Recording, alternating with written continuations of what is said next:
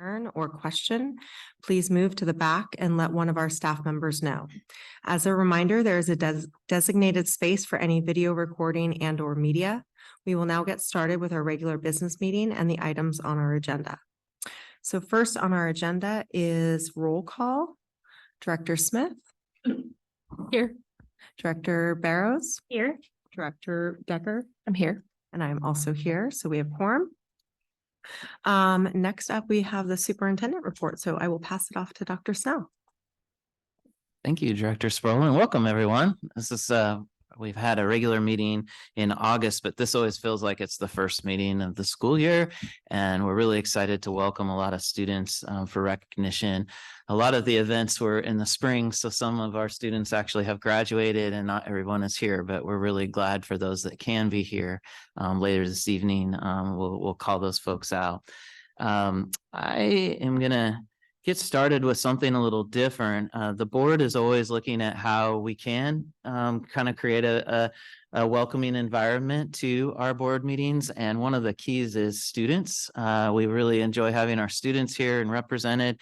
And so one thing that we're going to do this year, try out, and I'm going to see if the technology works for me, but is we're going to actually start with the national anthem performed by a student group. And then we will end each meeting with a student group performing music as well. Now, at the end of the meeting, sometimes not everybody's here because, to be honest, some of the most exciting parts of board meetings are at the front of the meeting, and a lot of guests leave, and that's totally okay. But if you're online or you want to watch the video later, we're going to have a performance by the Skyview Wind Ensemble for the national anthem, and then we're going to have that same group perform at the end, Walking on Sunshine. So, and that's like only a week and a half into the school year, and they're already like performing for us. So that's really cool. And so if you're able and willing to rise, the flag is over there. And then bear with me on the technology because we're doing it like video, Zoom, live, all at the same time. So.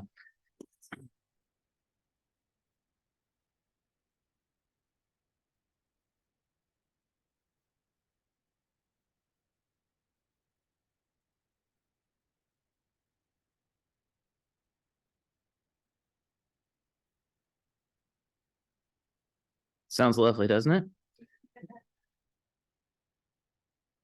We weren't sure if I needed to mute or not mute.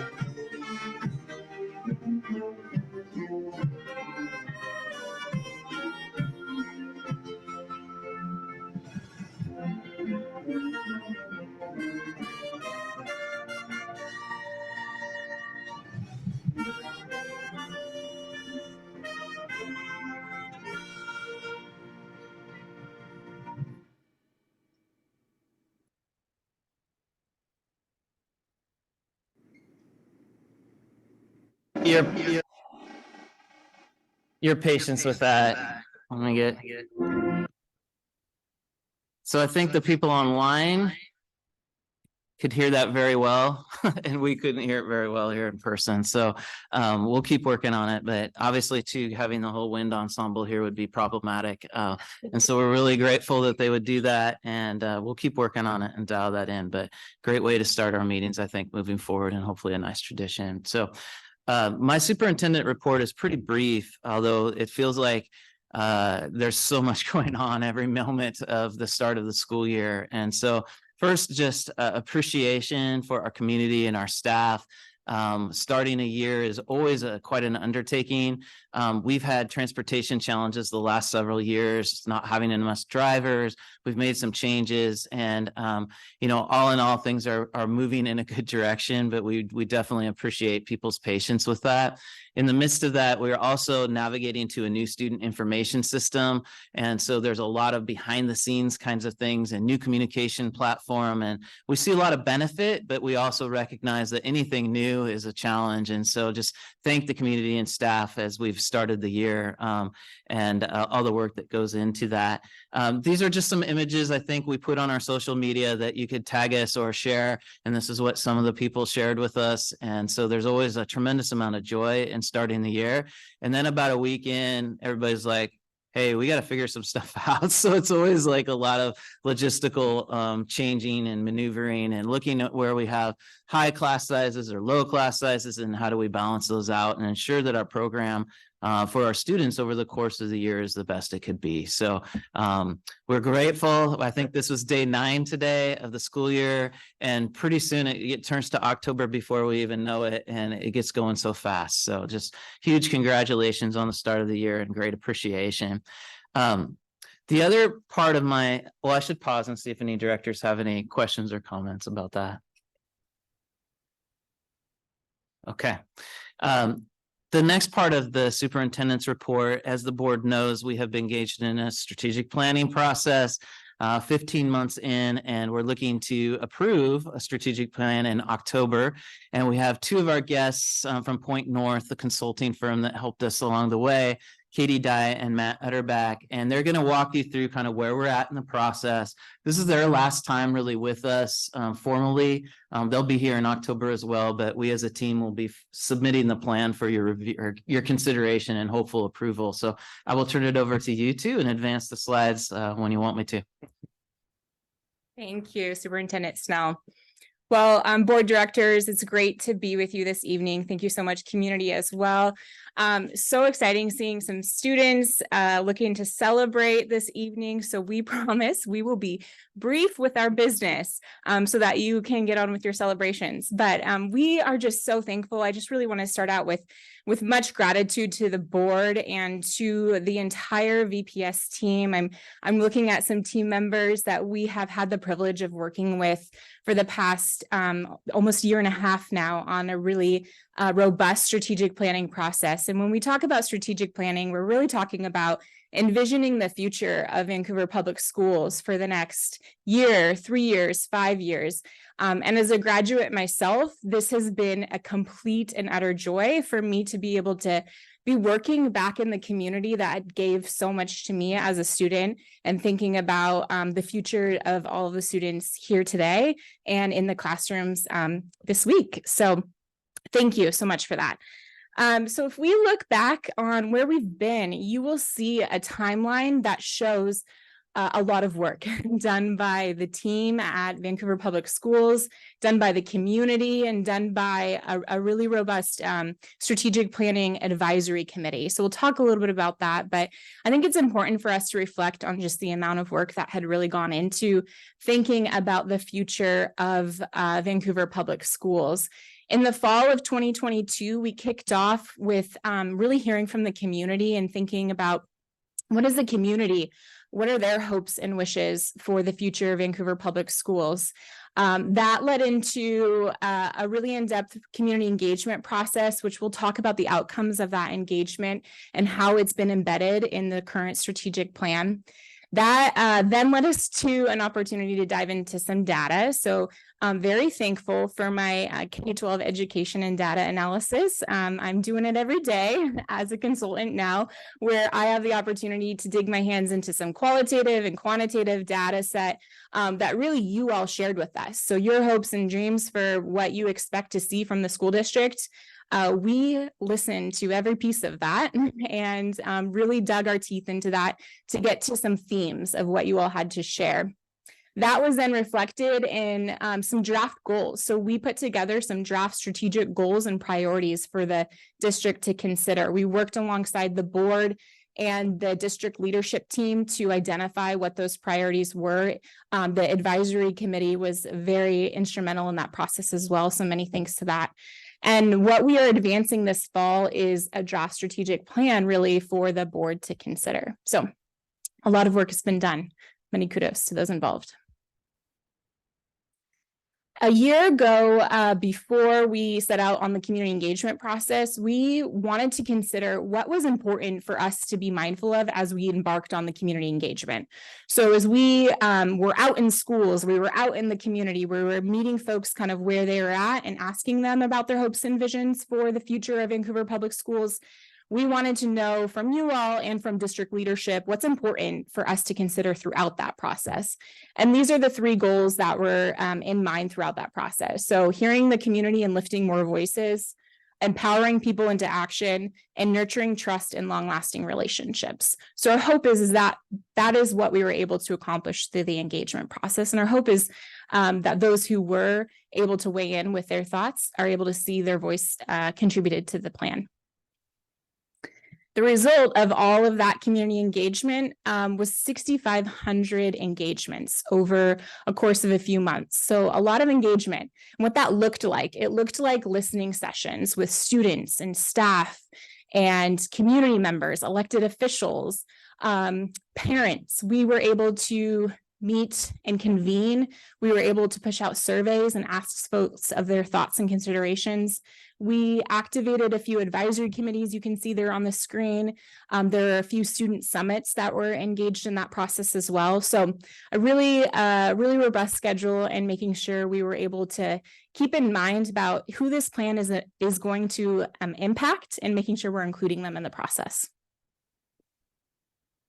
This is just a quick example of what that engagement looked like. So on this screen, it's a lot of tiny words and hard to see, but this is a visual representation of just one engagement. This was one engagement that happened with students, staff, elected officials, community leaders, and family members. And this was the outcome of that engagement. These were the themes that emerged from that engagement. So if you can imagine, this is just one of the data sets we had available. There was a lot of data that went into this, a lot of care and consideration, but we wanted to highlight the amount of feedback that we received, and really the quality of that feedback. So this is just a graphic of how we were able to share that back to the community. We also want to just take a moment. I know I said we activated an advisory committee structure. So part of this process, I think that's really important to acknowledge, is that the VPS leadership team was really active in thinking about, they want a plan that's for us, by us, and that means all of us. So how do we activate students? How do we activate families? How do we activate our equity priority communities into the involvement of identifying our strategic priorities? And that was through an advisory committee. So there was a strategic advisory committee that stood up this process, and that strategic advisory committee vetted data. They were able to synthesize themes that came out of all of the 6,500 engagements. They were able to prioritize really the initiatives of the district moving forward. So we just really want to thank you all, for those of you that are in the room who are part of that process, for leaning in and being a part of that.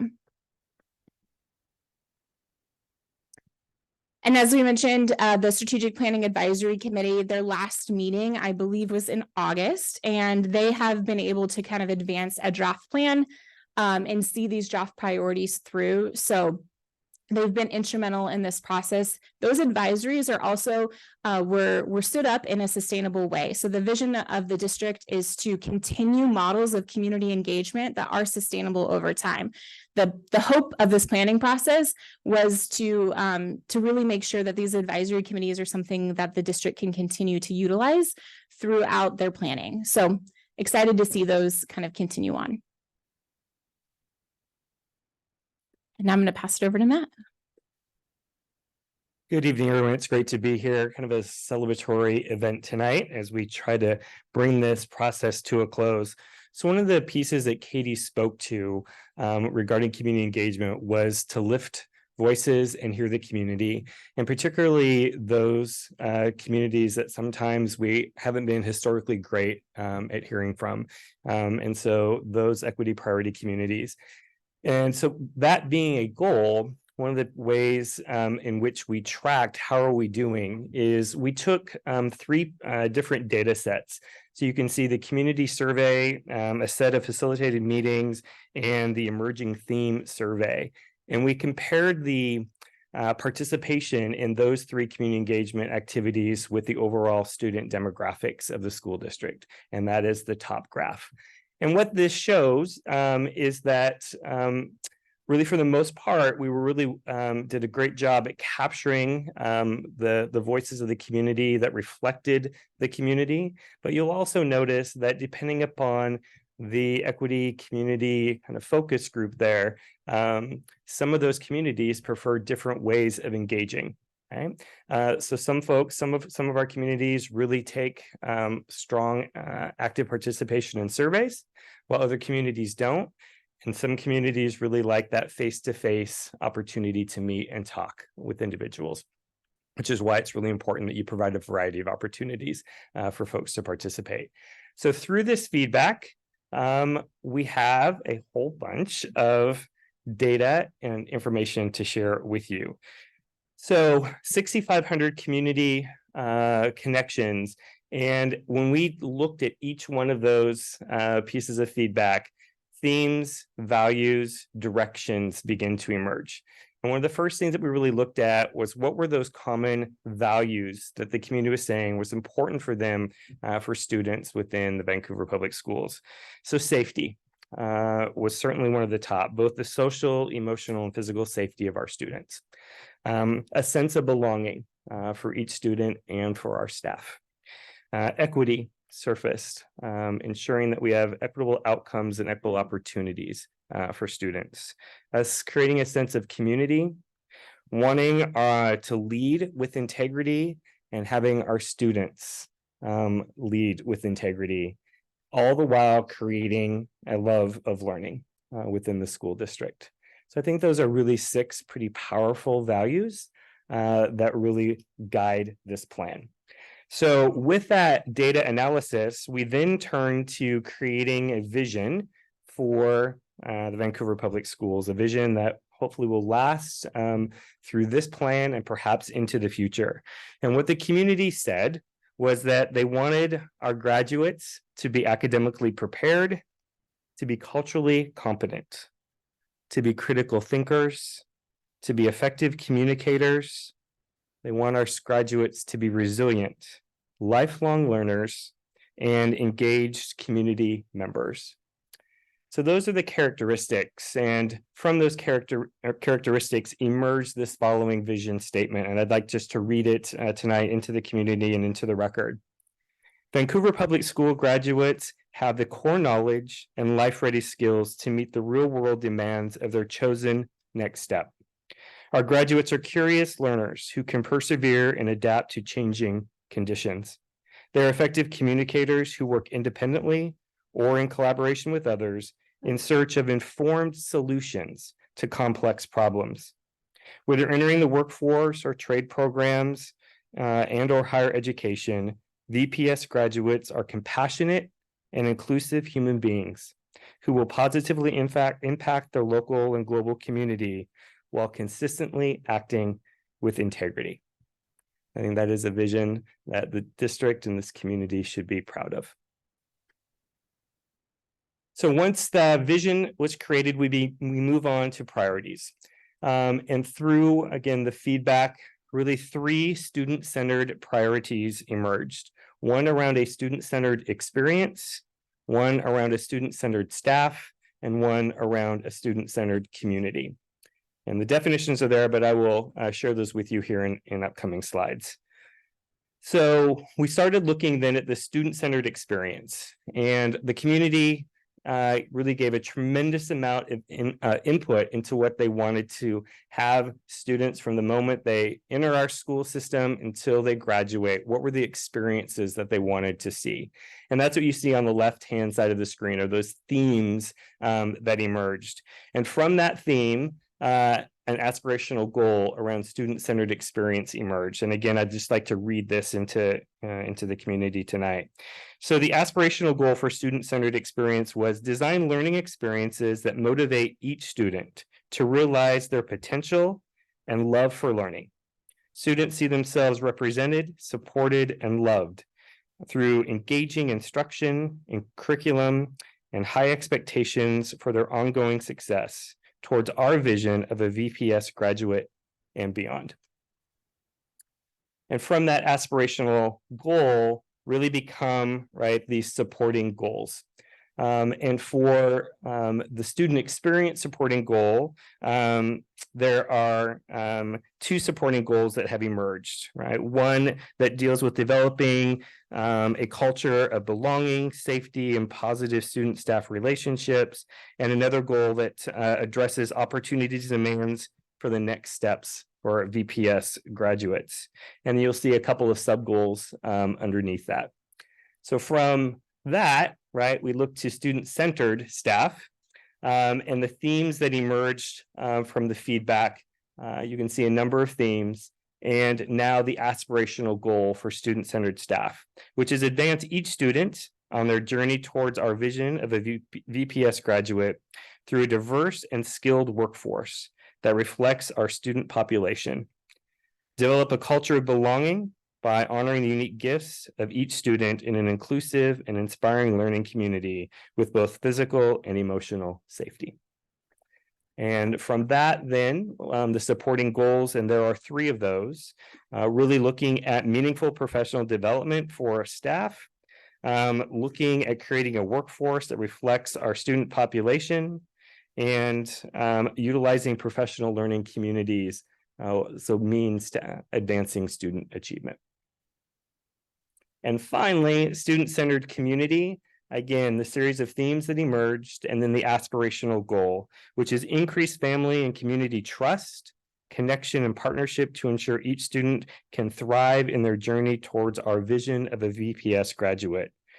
The district wants to partner with families and the community to help determine and deliver needed access and support for our students.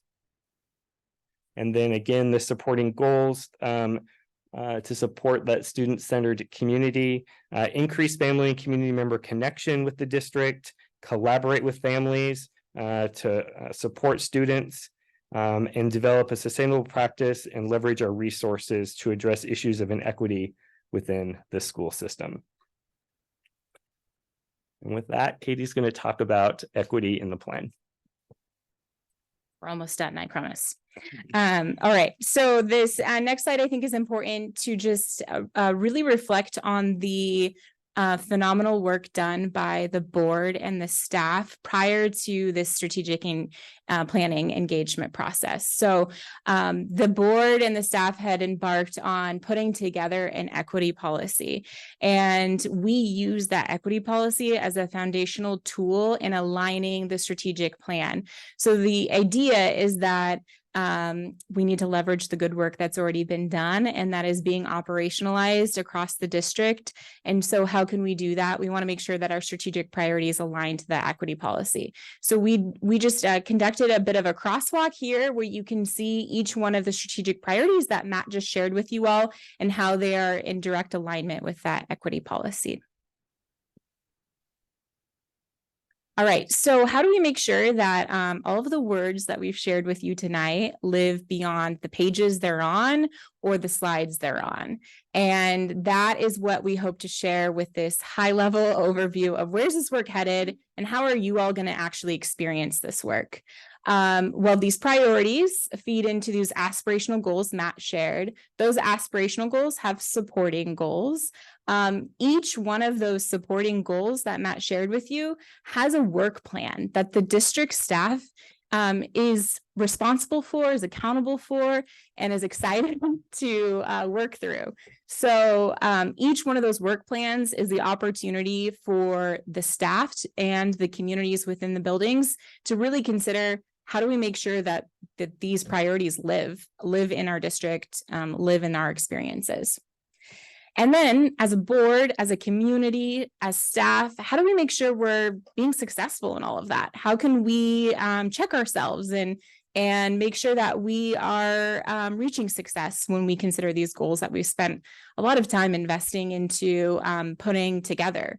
And that is the measures of success. So throughout the planning process, each one of these goals has a distinct measure of success that the district will be actively tracking and have an opportunity to report back to the board and to the community on how we're doing. And I think that's really, really important to think about words living beyond a page, right? That they become a part of what we are actually trying to do. So I really just, the intentionality of this process, I really just want to say thank you to everyone that has been involved. There's been a lot of work done. I know there's a lot of work still left to be done. We are near the end, and just much gratitude. So thank you.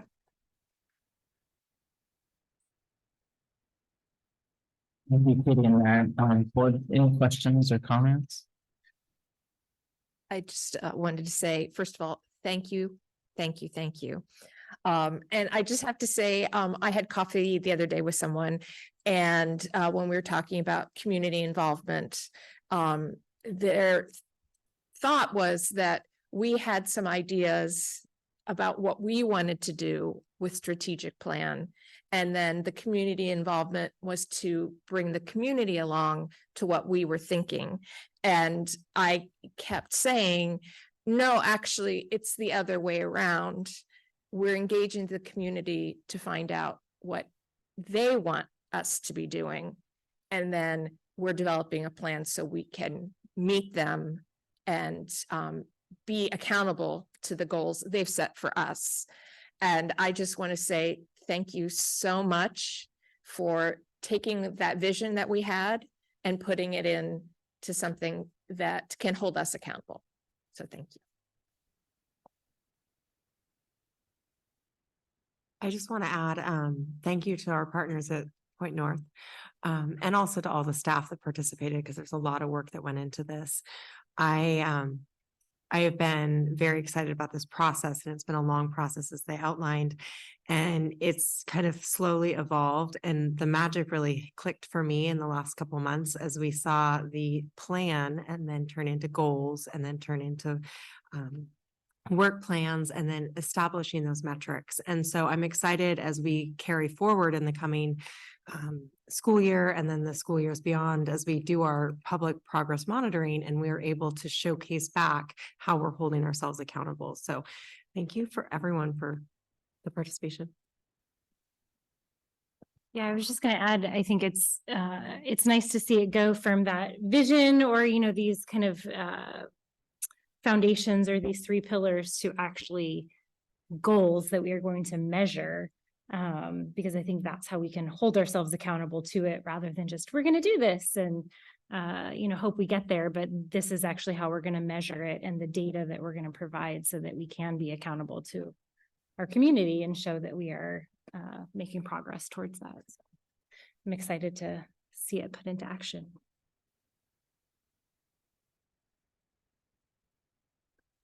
Thank you very much. Our next portion of the meeting is our student recognitions. As per Dr. Snell, his comment in the beginning, these accomplishments and achievements were earned last spring at the end of the 22-23 school year. Not all of our students are able to be here because some have graduated. We celebrate all of them. So Executive Director of Human Resources, Jeff Fish, will read brief remarks in the name of each recipient. If you are being recognized, please walk to the podium so we may present you with your certificate. Pause there in front of the backdrop. Once all the names are in your group have been read, Dr. Snell and myself will join you for a photo. And then one final note, if you choose to leave after this portion, which is totally understood, please just exit quietly. Thank you, Director Sproul. Now it's time to recognize students for their outstanding achievements in academics, leadership, and career and technical education. Samantha Garcia Hernandez, a STEM Rising Star semifinalist, is an inspirational leader at iTech Preparatory. Her dedication to mentoring girls in STEM leadership in high-tech robotics, and role as an ambassador for Girls Lead the Way have a lasting impact. In addition to her community involvement, she excels in the Washington Aerospace Scholars Program, renowned for her work in constructing lunar observing robots. Congratulations, Samantha.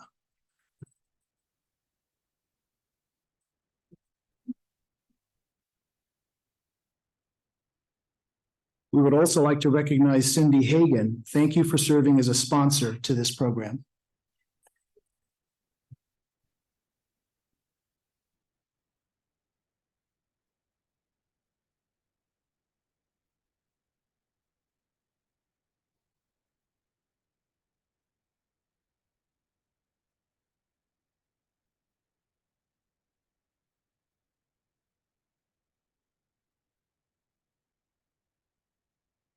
National History Day is an annual competition in the United States that encourages students to dive into history.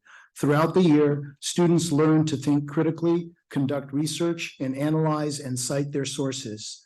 Please join me in congratulating Caitlin Medina for her first place finish in the state competition. Caitlin.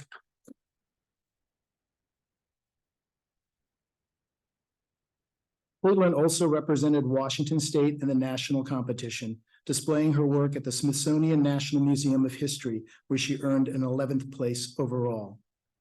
Congratulations also to Cora Hoyt, Cooper Hames, and Eli Mocht for their second place finishes in the state competition for their senior team exhibit. All of these students also earned a Regional Local Archives Award. We would also like to recognize John Zingale. Thank you for serving as the sponsor of this program.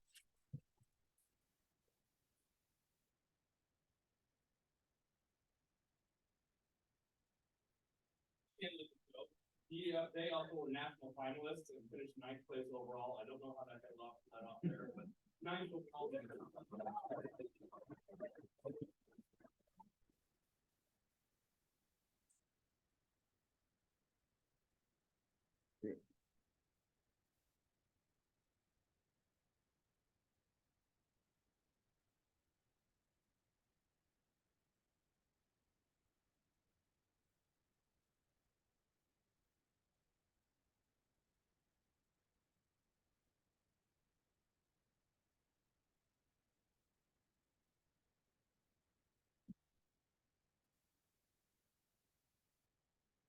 Congratulations to you all.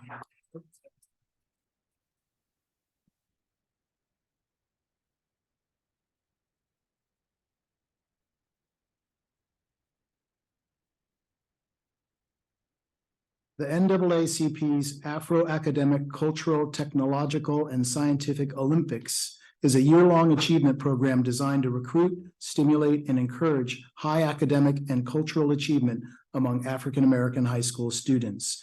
ACSO includes 32 competitions in STEM, humanities, business, and performing, visual, and culinary arts. Almost 300,000 young people have participated in the program since its inception. VPS is honored to have many students selected to receive ACSO awards. Please note that recipients were announced late last spring and most students graduated with the class of 2023.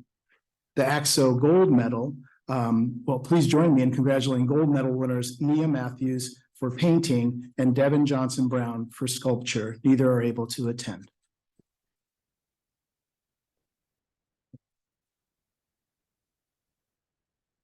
Please also join me in congratulating silver medal winners Marley Libby Applewhite for poetry, Sheila Bailey for music composition, Nia Matthews for sculpture and drawing, Amia Gibson for photography, Tejiana Burnett for dance, and Isaiah Montgomery for filmmaking.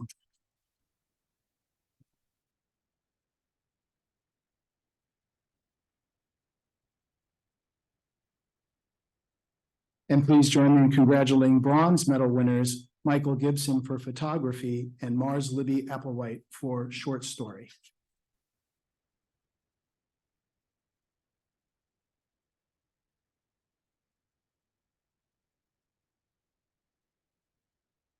Now we would like to recognize our athletes who have received individual medals for Washington State athletic competitions. First, congratulations to sisters Lauren Dreves and Sydney Dreves for winning the first place trophy in the Washington State Championship for women's doubles tennis.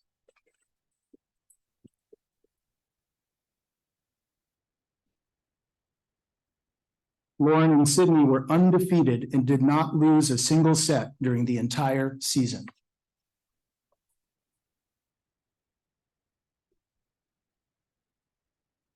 Next, please join me in congratulating Emma Lungwitz on her fourth place finish in the Washington State Championships for women's singles tennis.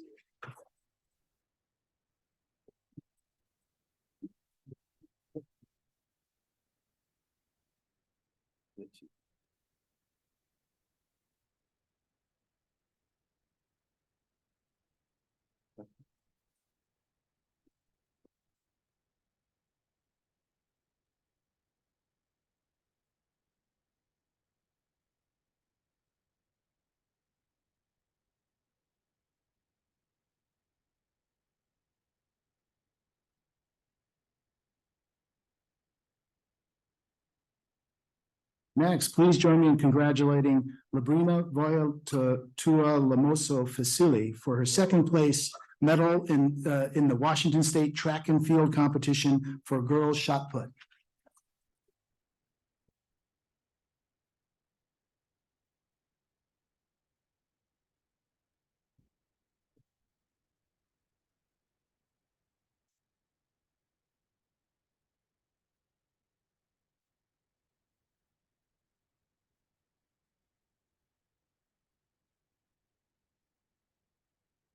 And please join me in congratulating Intempore for her second place medal in the Washington State Track and Field Competition for girls high jump.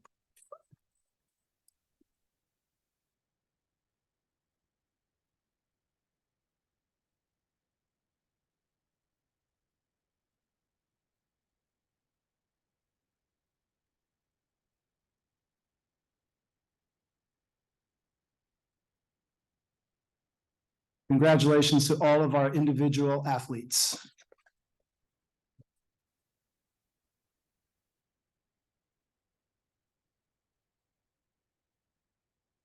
Now we would like to recognize high school teams who placed in recent Washington State athletic competitions.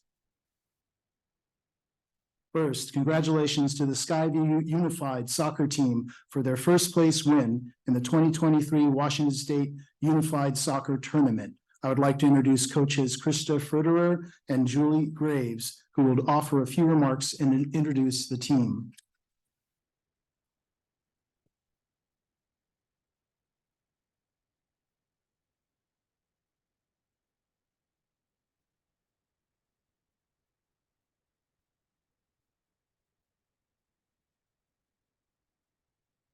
Hi, good evening, everyone. I am Julie Graves. Skyview has been participating in the Unified Soccer for the last 7 years. And throughout that time, we've had some very, very amazing teams. However, the team that is here tonight is exemptional. They are the very first Unified Soccer team to make it to the state games for Skyview and for VPS. And each of these athletes and partners came together, creating friendships, bonds, memories, not only on the field, but off. Each of you played as a unified team should, exemplifying the core values of meaningful inclusion, and doing so, you won gold. I know that I speak for Krista when I say we both feel very blessed, and it was a huge privilege to have witnessed you win first place in state. So Krista would like to say a few words about each of you. So when you hear your names, can you please come up and join us? Hello, everyone. I'd like to start out with Jackson, who was an amazing goalie and our phenomenal coach as a goalie.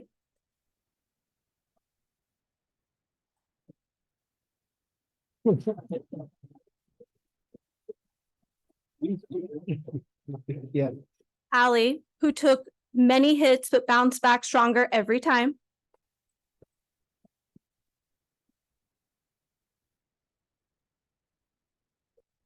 Layla, who was willing to play any position when asked.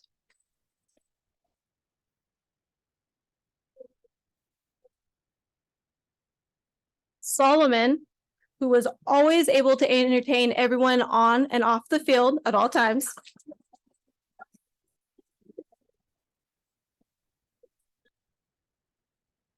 Max, who would always help with directing others on where they needed to be.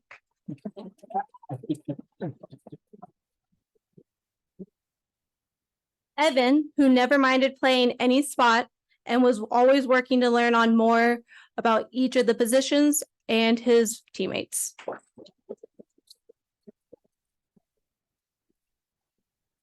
Sam, who had a drive to always encourage the team to push themselves harder.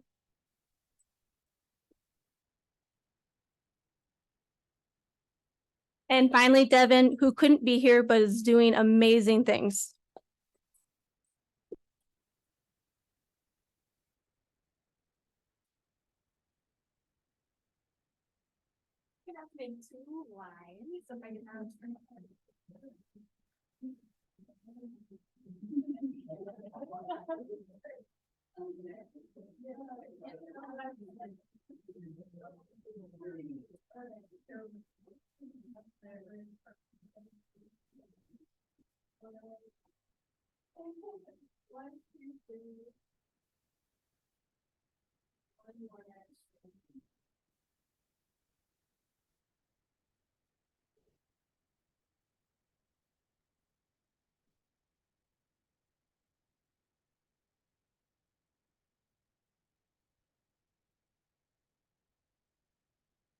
And now, congratulations to the Columbia River Boys Soccer Team for their first place win in the 2023 Washington State Boys Soccer Tournament.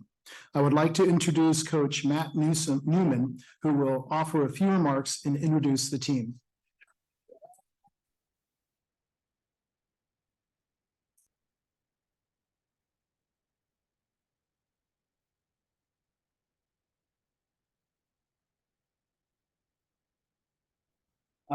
Thank you for inviting us to celebrate this amazing accomplishment that these boys had this year.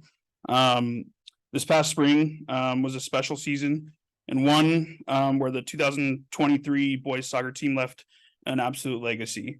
The program went undefeated, 24-0, scoring 115 goals and only conceding 9 goals all season. The 2023 team were 2A GSHL League, District 4, and state champions.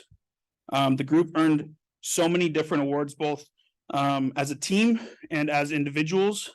But most importantly, many of the relationships and bonds that were made throughout the season will end up lasting a lifetime. These boys left a legacy not only in the program, their school, but also in the state by winning the state championship. We couldn't have asked anything more as coaches, and I'm very proud to introduce them all to you. So gentlemen, when I say your name, go ahead and hop up here, okay? I'm gonna go through all of our roster. Not everybody was able to make it tonight. But Eli Smith, Cameron Harris, Connor Orr, Miles Mashik, Adam Cram, Peter Henriks Teresenkov, Alexander Pont, Alexander Harris, Colby Snellman, John Paul Guzman, Owen McGreevy, Evan Roscoe, Beckham Young, Kale McClure, Rylan Perrin, Carver Taylor, Alex Snyder, Bryce Diaz, Cole Benner, Hunter Cunningham, Kyle Miranda, and Tyler Brown.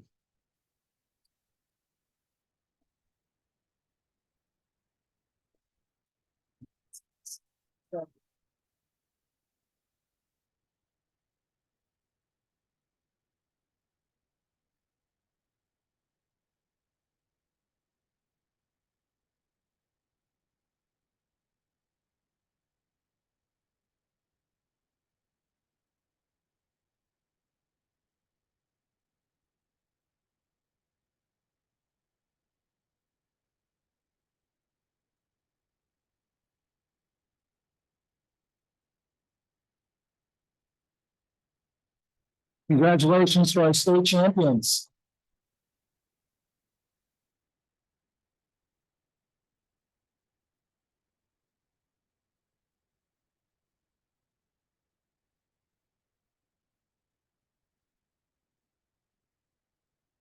Congratulations to all of our award recipients.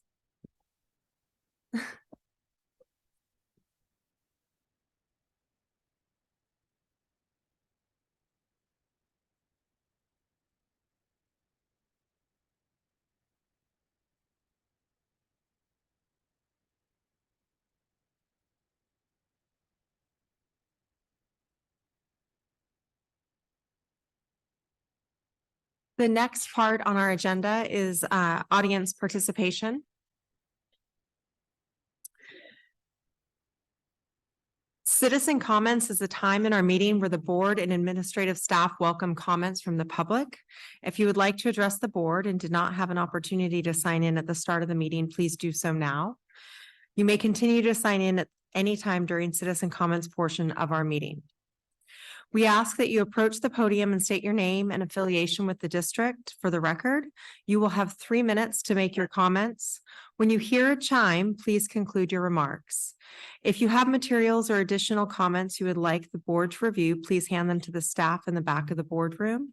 This information will be provided to the superintendent and the board. Because most matters require fact-finding and review, and the state's Open Public Meetings Act restricts deliberation on topics that have not been placed on the publicly noticed agenda in advance, the board is not able to respond to any public comments made at this time. If follow-up action is necessary, the board will ask the superintendent to work with administrative staff to consider the information and respond accordingly. As a regular business meeting of the board, we expect the audience to conduct themselves professionally and courteously. Speakers are also expected to be respectful. We ask the audience to refrain from clapping, cheering, or commenting while others give public comments, whether you are in support or against. We recognize that there are diverse beliefs and feelings across our stakeholders in our district, but one thing we have in common is that we all want to do what is best for our children. We are here today to work towards their future. The board asks that personnel complaints be submitted in writing. Disruptive conduct may cause the meeting to be adjourned and all audience members to be removed per RCW. The board appreciates, listens, and cares about the broad range of perspectives in our community, and we thank you for your comments.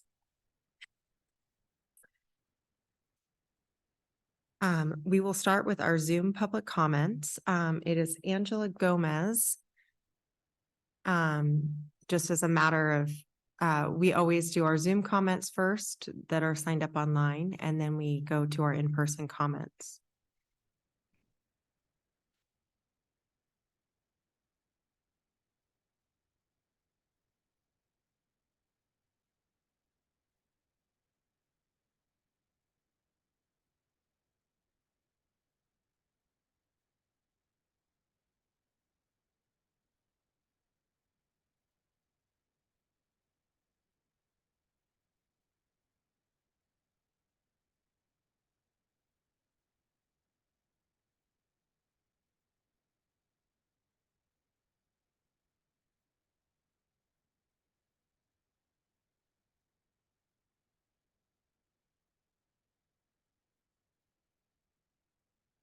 Ms. Gomez, when you're ready, you can state your name and affiliation with the district, and you'll have 3 minutes.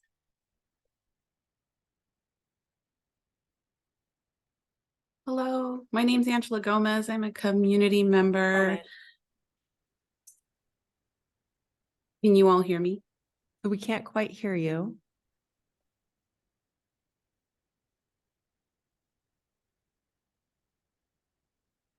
Go ahead and try again.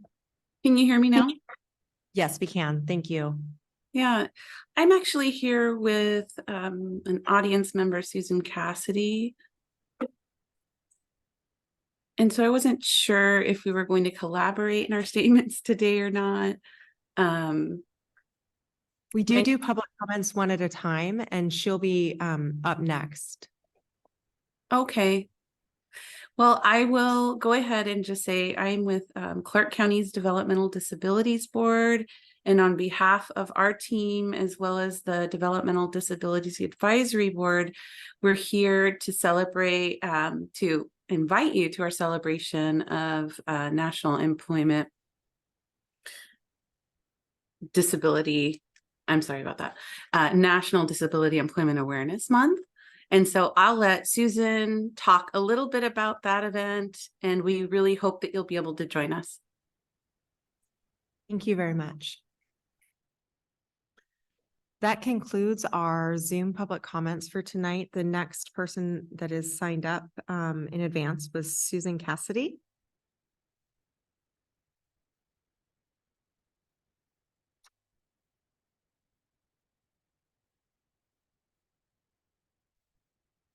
Hi, my name is Susan Cassidy, and I am on the Clark County Developmental Disabilities Advisory Board.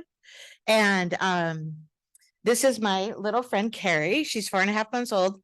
Thank you for providing all of those applause for her tonight. That's the most stimulation I think she's had in her life. And she handled it pretty well. My role on the advisory board is I'm the board chair currently. And as Angela said, we have a special event coming up in October. October is designated as National Disability Employment Awareness Month. And I tell you, between Unified Soccer and the vision of VPS, I couldn't have come on a better night. Our students want to see people in the school district that look like them. And that includes our students in special education with intellectual developmental disabilities. And so I am here to give a plug for the October event. It will be held at Clark College Live, and it will also be live streamed if you would prefer to visit in more of a webinar format. It will be October 11th, 2023, starting at 4 p.m., a little socializing before the official event. And then we will be honoring some local employers who employ people with developmental disabilities. We will also be honoring local employees. And so I do believe the board received an email invitation today. I would hand you a postcard, but I don't have any. And so we would love to see all of you there. It's a free community event. It's a time for celebration. I have been on the Clark County DDAB for, I think, going on my 18th year now. And this is the most fun, most joyful event that we do every year. And it's been going on for 22 years now. And so we have a lot to celebrate. A lot of good people out there doing really amazing work, and maybe you'll see somebody that you know from the school district. Thank you very much for your time and Thank putting you. up with my little friend here. We're gonna step out now unless anybody has any questions for me. Thank you very much. You're welcome. Thank you. Next, we have Heidi Merritt. When you're ready, just state your name and affiliation with the district, and you'll have 3 minutes. My name is Heidi Merritt. I'm a teacher and parent living here in Vancouver Boundaries. Let me be clear, I am not coming before you to argue anything about gay, straight, or sexual orientation. This is about the promotion of sexualization to our minors, even through the eyes of a minor. I'd like to share my conversation with my third grade daughter as we walked out of her back to school night. I said, as we walked out of the building, "So what do you think? Are you getting excited?" She replies, "I'm just wondering why there are gay signs all over the school. We're just kids." I asked, "What do you mean? What gay signs?" Knowing perfectly well what she was talking about. And she responds, "There were rainbow, you are safe here signs everywhere." I said, "Well, honey, maybe they're not gay signs. It's a school and maybe they just want you to know you are safe. Kids love rainbows and bright colors and maybe thought you'd just like it." She scoffs and says, "It was obviously gay, Mom." Did you hear her words though? She said, "We're just kids." Hold on to that. You might feel that I'm being overly dramatic, but I'm addressing you because my kid feels this way. She wanted to know why there were gay signs in the school when they're just kids. It wasn't an issue of being gay. We have gay family and gay friends. She just doesn't understand why you're promoting post-puberty decisions in elementary school. The term gay refers to somebody's sexual desires. Elementary kids should not have sexual desires or leanings because they're just kids. It shouldn't be promoted because, again, they're just kids. Now, these signs were much more discreet than I've seen in other schools. Heck, I've seen gay pride t-shirts on elementary teachers. I've seen bulletin boards. I've seen flags in classrooms. Why? This is not where their minds should be while they're at school. They're just kids. Now, I understand wanting all kids to feel welcome, safe, and loved but as soon as you put that rainbow on there, you are making it clear, even to a third grader, that you are talking to a group of students. You are also implying that they should have a sexual leaning, but they shouldn't. That is, they aren't to that developmental phase. We shouldn't need a gay sign in our school to make sure that all kids feel welcome, safe, and loved. It should be clear by our actions to all students without sexualization promotion. When I was in college, we were taught that a young child having sexual interest was something to report to CPS because it's a sign of sexual abuse. And here you are allowing and encouraging it in our schools by turning a blind eye or promoting it. In all of your district equality trainings, you state that if you are not actively against or actively acting against racism, you are promoting it. In that same sense, if you aren't actively acting against the promotion and the encouragement of sexualization of our minors in our schools, you are promoting it. And I would call that participating in grooming. Respect your students and kids and let them just be kids. All forms of sexualization and the promotion of sexualization needs to be out of our classrooms, especially our elementary schools. I've already removed my children from your district. You don't want a third. Thank you. Next, we have Heather Vian.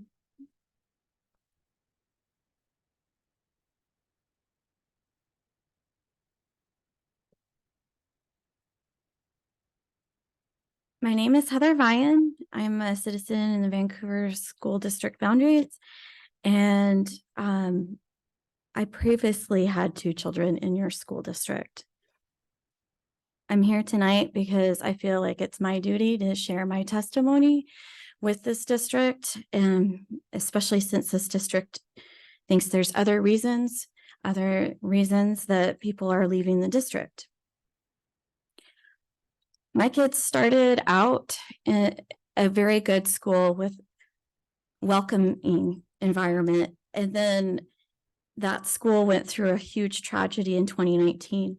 I'm not going to go into detail on that. And then March of that year, the school shut down, and the schools were never the same again. When they came back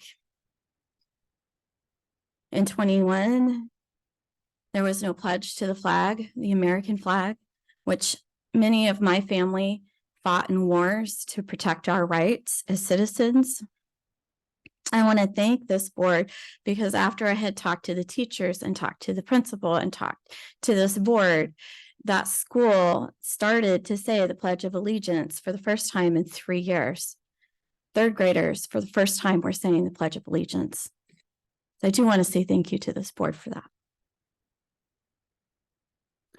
But after thinking about it and contemplating it, my older son received racist remarks because of his skin being white or pale, that he couldn't play on their team because he was white. And then those same group of kids would continually every day tell him that he was not welcome, he was not wanted, he was not accepted in their school. But this is part of equity? Doesn't sound like it to me. I have to think about it and getting a refusal from the staff at the school to exclude my child from supplemental, not all of it, but supplemental social emotional learning that clearly was talking about sexualizing our children. I'm appalled. I'm just really appalled by the whole situation.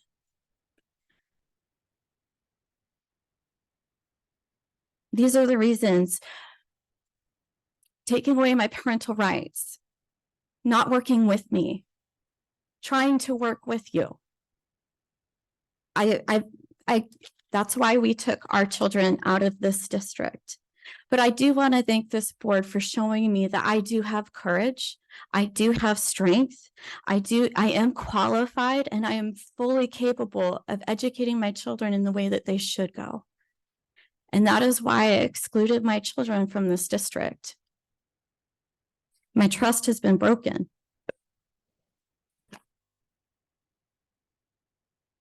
Thank you.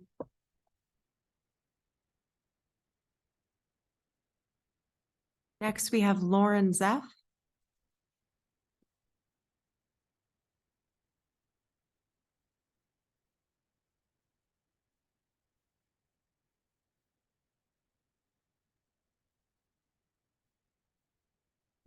My name is Lauren Zeff, and I live in the school district as well. We're property owners and business owners here. And along the same line, well, first of all, I want to thank you for playing the national anthem. That was quite wonderful. I'm grateful for that. I want to thank Heidi, and I wish she was still here. I also talked to my third grader recently, and already this year they've been told boys can be girls and girls can be boys, and the confusion and discomfort on her face were marked. This is what I wrote to say this evening. Half of the nation and at least half of the Vancouver School District object to the cultural revolution that's been released like a tsunami across our nation.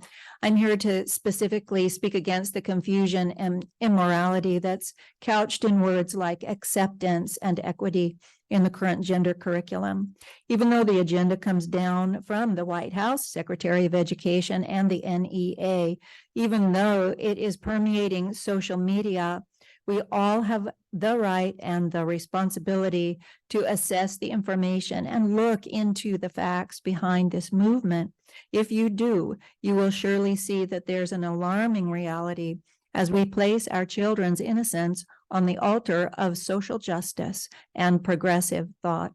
How can it be that 40% of our young people in all age ranges are considering or identifying with transgenderism? Why are they being taught that anyone who disagrees is engaging in violence against them? It looks like our First Amendment rights are in danger right before our eyes. Surely you can see that this programming is designed for nefarious purposes, as this program teaches the young ones who enter into it that they immediately become victims and that disagreements hurts, harm, and can even kill them. What kind of cruelty is being perpetrated on our kids? Do you know that being exposed to sexual material before you are old enough to process it properly causes ill effect and opens doors in the soul that should not be opened? We have a responsibility to protect our children, not to indoctrinate them into the world of gender confusion. So I will ask again that all gender curriculum be taken out of the core curriculum and that all gender curriculum be taught only after parents have seen and understand what their kids are going to be exposed to and clearly choose it for their kids by opting into the program. Let me be clear, as Heidi said, I believe an adult has the right to transition if they want to, but absolutely stand against minors being mentored or allowed to transition before they're capable of realizing what that choice means in the long term. Thank you very much. Thank you. Next, we have Deacon Letnich. Is that correct?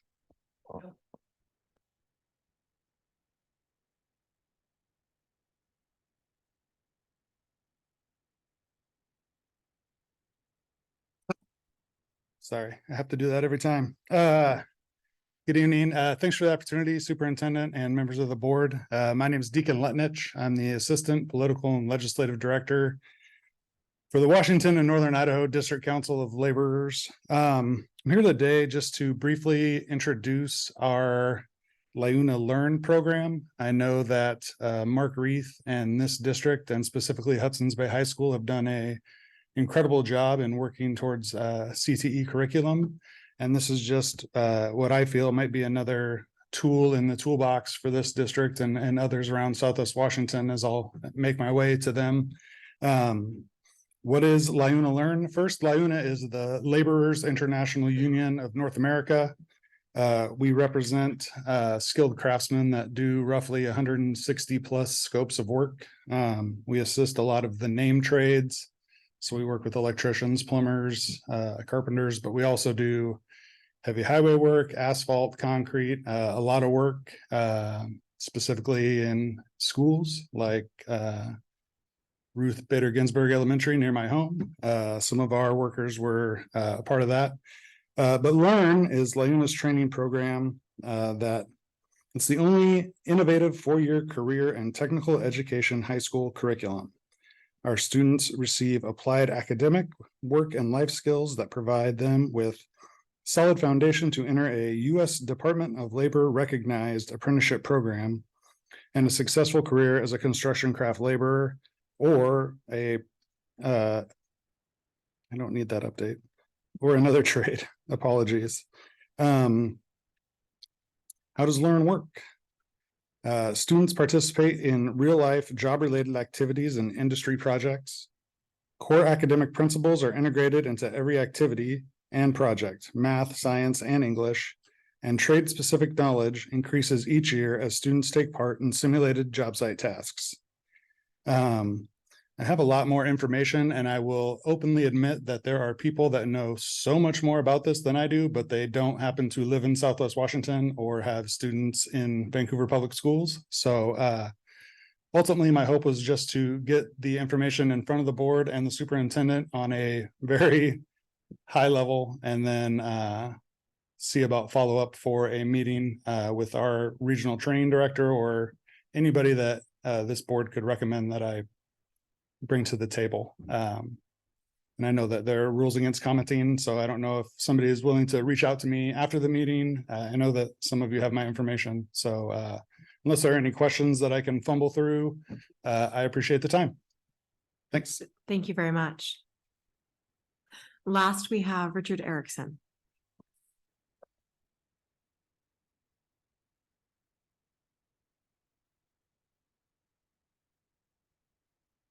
Good evening, Richard Erickson, resident taxpayer, a parent and a grandparent. Last time I spoke here, I asked if we were presenting an optimistic view of the future to our students. Perhaps I should have asked if we were presenting a realistic view of the future to our students, one that is befitting a country that has been a world leader in promoting freedom and democracy. Surely a good education will ensure that our students are prepared in the best possible way with a good foundation that starts with grammar, reading, spelling, all essential in learning and excelling in math, science, and critical thinking. Unfortunately, test scores haven't shown desired goals in these areas are being met. We don't need excuses, we need solutions. What areas are emphasized and being promoted to meet these goals? I ask because what I see being promoted are not the values this country was founded on. There has been a great deal of time devoted on focus to gender and LGBTQI+. Is ultra-liberal activism now replacing more traditional majority views? Now, I know times are changing, but is it fair to parents and grandparents wanting their children to share the traditional values that they grew up with? You know, the values that served their generation well. Should parental oversight of what is being taught and promoted in the government-run public school system have a diminished voice? Have school curriculums become more vulnerable to economic, political, and social developments than is warranted for a sound basic education? Perhaps history should be a guide to what will lead to a wiser path of future fulfillment for our children. Perhaps an opportunity to discuss newsworthy items without repercussions as to point of view should be encouraged. I suggest that the diminishing enrollment problem in the public school K-12 schools is a question arising from parental rights. Enforced educational reforms introduced to our educational system continue to be political and divisive. This has driven many parents to homeschool, or for those that can afford it, to place their children in private schools where there's less political ideological indoctrination. I'd like to see a school board hold more community forums on a regular basis. This would allow the primary stakeholders, parents, to receive answers directly from school board members to address the concerns and changes we are all experiencing. I'm optimistic that public discussions would lead to better solutions and increased enrollments. I hope you'll take this suggestion seriously. Thank you. Thank you.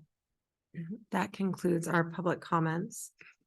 I want to thank all that shared public comments.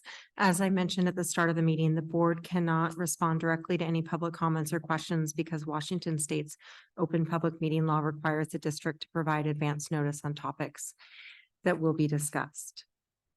Although we cannot respond to your individual comments, it is important that we state the board's unequivocal support for each and every one of our students. All of our students have value and deserve to be respected for who they are. We welcome, value, and promote diversity among students, employees, and our community. Again, thank you for taking the time to share your thoughts with the board. Moving into the next portion of our agenda is our regular business items. And just as a reminder, we review these items in our committee of the whole meeting in the month prior. We will get started with our approval of minutes. This is for August 8th, regular retreat minutes, board retreat minutes, August 8th, regular board meeting, August 15th, committee of the whole, and August 22nd, study session. Do I have a motion? I move. I'll second. Okay, thank you.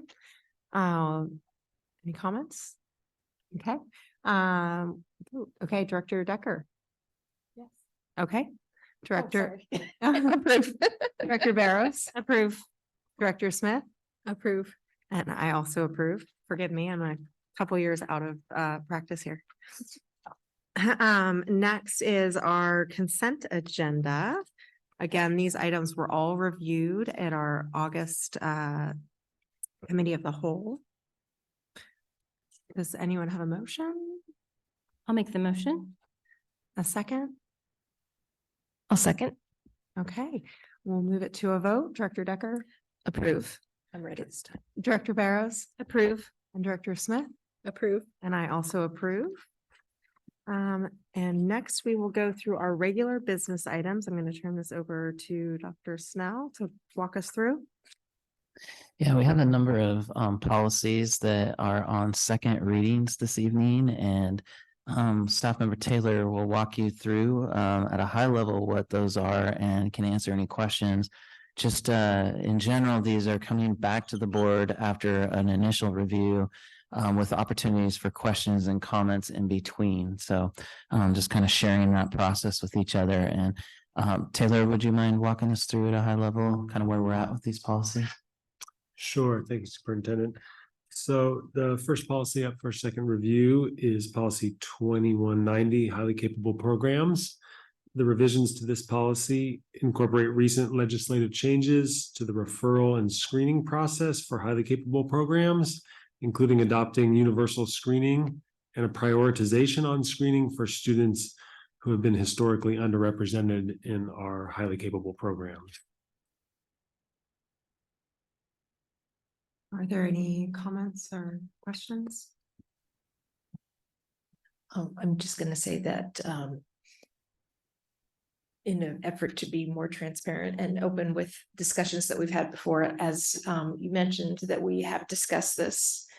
And we discussed it at our committee of the whole, but we also have discussed our highly capable program multiple times during the course of the last 2 years. So anybody that wants to see us actually disagree on some things should take a look at those meetings. So the recommendation before the board is to conduct a second reading and adopt revised policy 2190. Do I have a motion? So moved. A second? I'll second. Okay, and a vote. Director Smith? Approve. Director Barrows? Approve. Director Decker? Approve. And I also approve. Okay, the next policy for second reading and a recommendation to adopt is policy 3241 on student discipline. This policy is updated to reflect new terminology for disciplinary exclusions, specifically replacing the term emergency expulsion with a new term, emergency removal. Do I have a motion?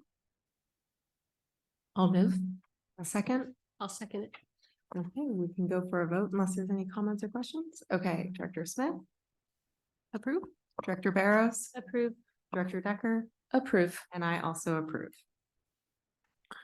Great. The third policy on the agenda for recommendation is a repeal of policy 5800. It's a staff policy on the prohibition of harassment, intimidation, and bullying. This recommendation is made in connection with the next one, which is a new policy to replace this staff hid policy. So do I have a motion to repeal policy 5800 and adopt new policy 5800? I'll motion. Do I have a second? I'll second it. Okay, any comments or questions? Okay, Director Decker, Approve. Director Barrows, Approve. Director Smith, Approve. and I also approve. Okay, So so it the sounds next like set are all first readings, right? And so this is an introduction to these policies that would come back in the October board meeting, potentially as a second reading. So Taylor, would you mind summarizing these again? yes, and if it works, I can go through all of the policies and then answer any questions at the end. So the first policy up for first reading is policy 1610, conflicts of interest. Recent state legislation has increased the monthly contractual value for which a municipal officer may have a beneficial interest. That increase was from $1,500 to $3,000. So the policy is being revised to incorporate this change. Next is policy 4000, communication programs. Again, recent state legislation requires that school districts on their websites have a link to public health information on our homepage, on the homepage of each school, as well as on the district's social media. The posted links are to information on substance abuse trends, overdose symptoms and response, firearms, and other public health and safety topics. The revisions are to incorporate this new requirement. In addition, this policy is being renamed from communication program to public information program and being renumbered from 4000 to 4001 to align with the WASDA model policies. Third is policy 6215, voucher certification and approval. The revisions to this policy incorporate existing statutory language regarding auditing and expenditures. And in addition, this policy is being renamed from voucher certification and approval to expense claim certification and approval. That's for the purpose of reflecting current usage terms. And again, as recommended by the WASDA model policy. Fourth is policy 6217, electronic funds transfer. This is a new policy based on requirements from the state's auditor's office to adopt a policy that authorizes the use of electronic payment funds, including electronic funds transfers. And finally, fifth is policy 6220, bid or proposal requirements. This policy is being revised to specify that the school district must enter into an agreement under the Interlocal Cooperation Act before making any purchases that utilize the special terms of that act. The revisions also clarify information about the procurement of federal funds and the community service organization exception to competitive bidding. These revisions reflect input from the state auditor's office and the Washington Association of School Business Officials. Thank you very much. Does anyone have any questions for Taylor on the first readings? I don't have a question on the first readings, but I have a point of order, I think. Okay. We voted to repeal, but we did not vote to replace. Was it included in the same motion? Okay, I'm not sure that motion was clear when it was stated. Okay. I had said just to wanna make repeal sure and it's then, Captured in the notes that that's what was happening. okay. Okay, okay, perfect. Thank you for that clarification. No questions on the first readings. Those policy changes and updates will all come back to our next public meeting. So that concludes our regular business meeting. Does any board of director have a report to share?